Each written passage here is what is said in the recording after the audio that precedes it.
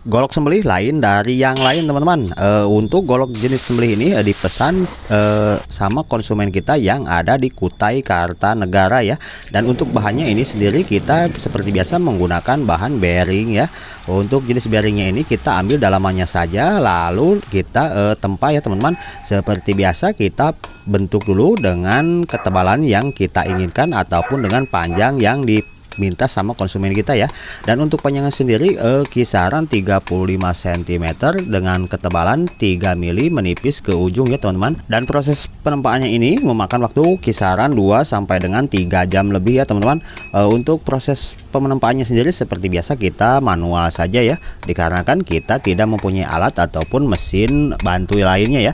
Dan ini prosesnya sedikit demi sedikit kita tempa sesuai dengan bentuk yang diminta sama konsumen kita ya.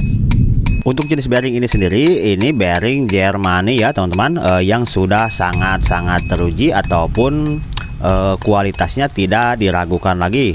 Untuk ketajamannya insya Allah ya sangat-sangatlah awet. Itu pun tergantung cara kita menyepuhnya ya. Dan ini prosesnya berulang-ulang ya, kita tempa agar memanjang juga, dikarenakan untuk bearing ini sendiri pendek ya, akan tetapi cukup tebal 1 cm lebih.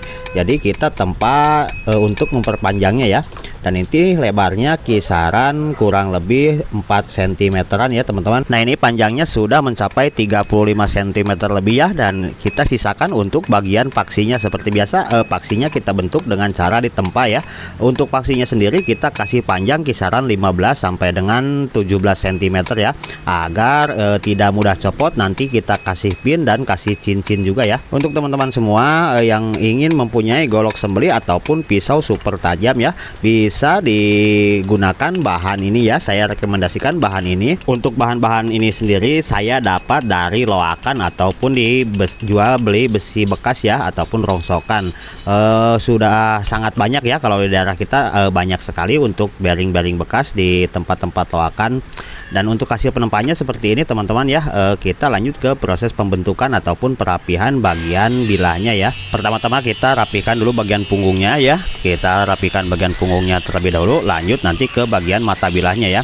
Untuk ukurannya kita sesuaikan dengan permintaan si konsumen kita ya. Karena ini untuk golok sembelih kita buat seplet mungkin ataupun setipis mungkin ya, seramping mungkin, agar untuk proses pengasahannya benar-benar maksimal ya. Dan lanjut ini ke proses penipisan bagian bilahnya ya. Kita menggunakan amplas ya, amplas grade 60. Nanti finishingnya kita menggunakan amplas susun ya, yang grade-nya lebih lembut ya.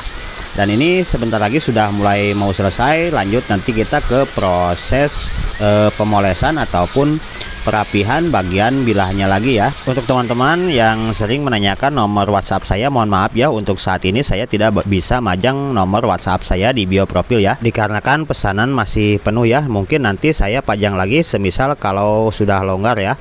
Terima kasih. Assalamualaikum warahmatullahi wabarakatuh.